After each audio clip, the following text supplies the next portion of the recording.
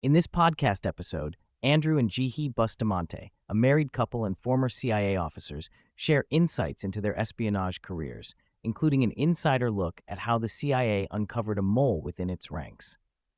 At the heart of the Bustamantes story lies the discovery of a mole who was leaking critical secrets from within the CIA to a foreign adversary. This mole's betrayal forced the agency into a precarious position. They had to aggressively identify and trap the double agent while protecting ongoing operations. The operation was so sensitive that even many CIA officers were initially unaware of the mole's existence until a foreign ally, likely from the Five Eyes intelligence partners, alerted the U.S. government. This external revelation shocked the community and underscored how serious internal penetrations can be. Andrew and Jihi were personally enlisted to spearhead a baiting tactic designed to coax the mole into making a mistake. Their mission involved crafting new intelligence sources outside the mole's reach, forcing this insider to extend his reach and eventually reveal himself through suspicious behavior. The process was fraught with risk, as the mole's access to CIA's keys to the kingdom made every operation vulnerable. Their pivotal role in tracking and ultimately enabling the arrest of the mole adds a new dimension to public understanding of counterespionage work inside America's most secretive agency. The Bustamantes' undercover work was marked by the creation of elaborate cover identities and the use of sophisticated methodologies rarely spoken about outside intelligence circles. When deployed, they used fake commercial businesses as cover to collect intelligence in and around what they referred to as Falcon, a code name for a hostile country hostile to the U.S. They also operated from a neighboring friendly country called Wolf, crafting layered travel paths through neutral countries to mask their true origin and avoid enemy detection. This layered approach, known as dry cleaning routes, involved traveling through neutral states with passport swaps and new identities, reducing the risk of surveillance tracing them to their true home base.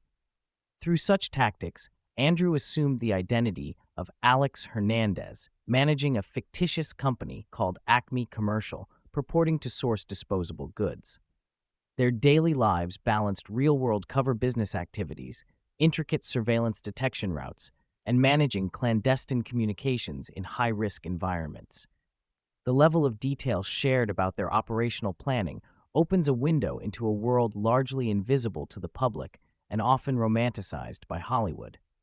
One of the most intense moments Andrew describes is when his presence in the hostile country became known to adversarial intelligence services, presumably after being exposed by the mole.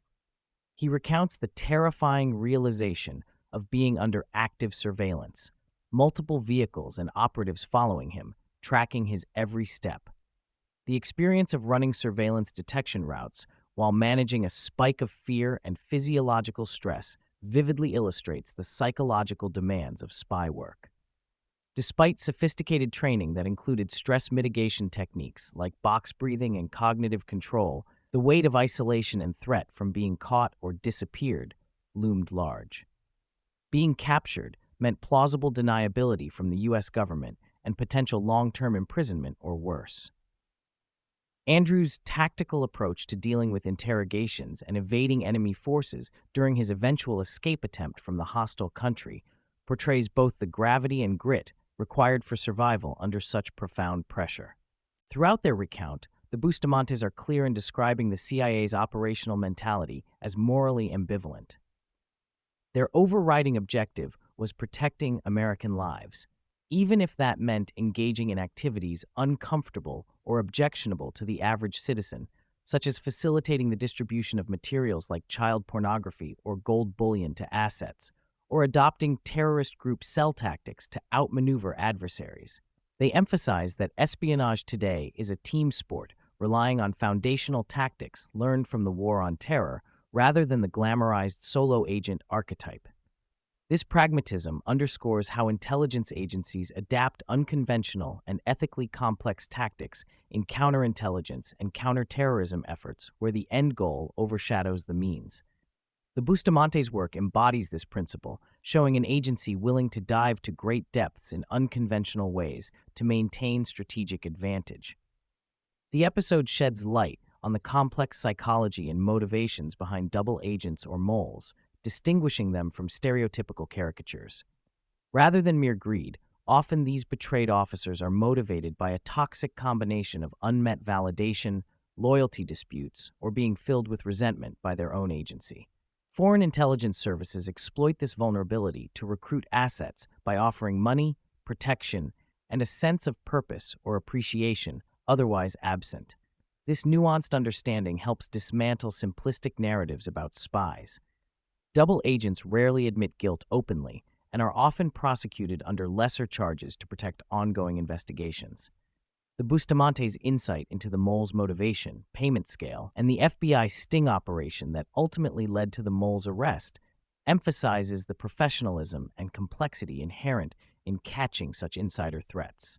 The Bustamantes also explore the internal culture of the CIA, focusing on the challenges officers face balancing careers with personal lives, especially family.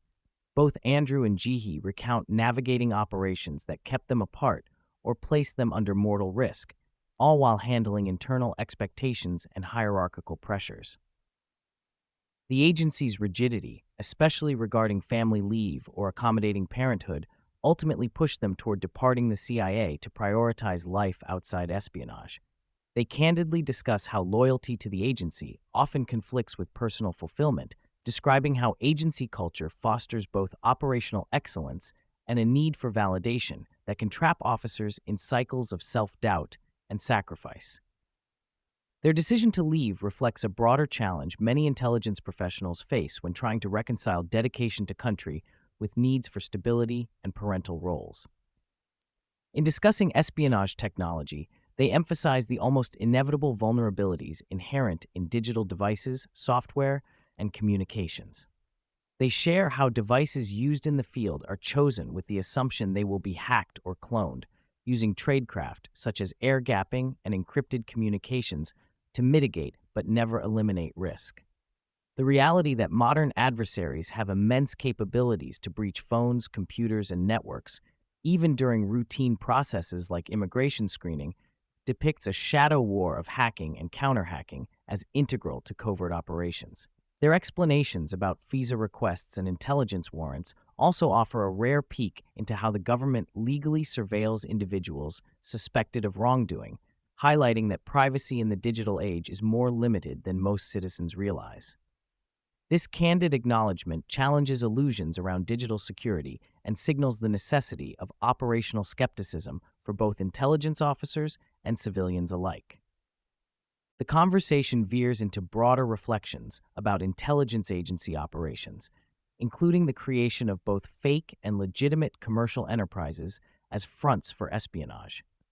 Andrew reveals how the CIA often runs companies that generate significant profits in addition to funding clandestine activities, blurring the lines between government work and private business ventures. Their discussion about Jeffrey Epstein is particularly intriguing, reframing Epstein's story through the lens of intelligence asset management.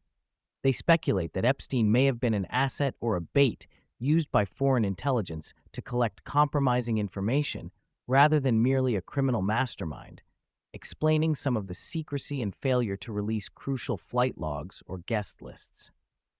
This perspective connects known cases of espionage and influence operations with wider public mysteries, showing how intelligence often operates in murky zones between legality and manipulation. Both Bustamantes discuss how their exposure to global conflict, human cruelty, and espionage reshaped their perspectives on trust, human nature, and social cohesion. Jihi's work with torture survivors and refugees revealed the deep capacity for harm that humans inflict on one another, complicating any simplistic sense of inherent goodness. Andrew echoes this, noting how trust becomes scarce and fragile in espionage and in life, with only a rare few deserving complete confidence. Their reflections on the polarizing political and social climate of the United States build on these themes, emphasizing how fear and distrust fuel tribalism and division. They warn that such internal fractures weaken the society's ability to face external threats, underscoring the delicate balance between cooperation and fragmentation in modern national life.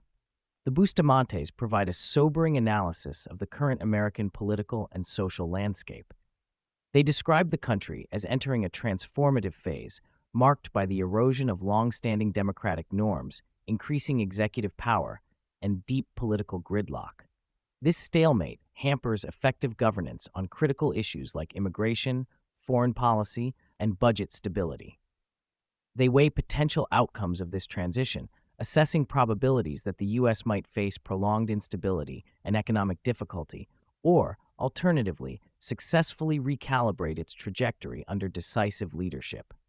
Their forecast suggests a cautious realism about the risks inherent in current policy choices, warning that failed attempts at reform could result in decades of recovery challenges. The specter of increased societal tribalism and economic decline features heavily in their prognosis, underscoring the urgency of thoughtful national engagement.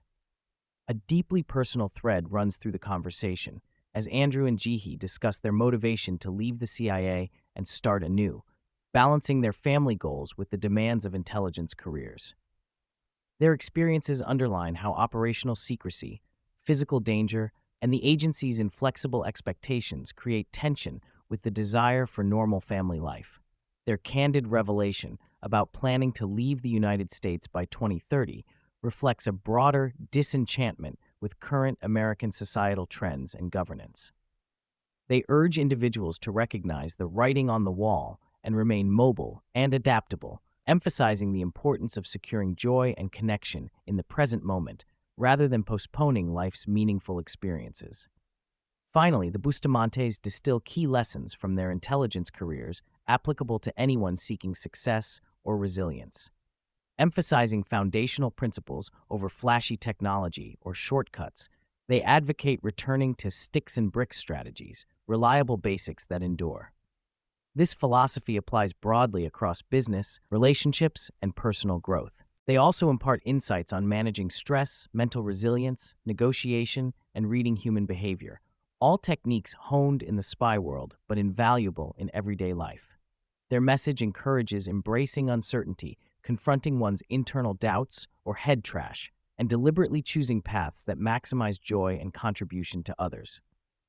In this way, their unique experiences offer powerful frameworks for living well in complex, often unpredictable environments.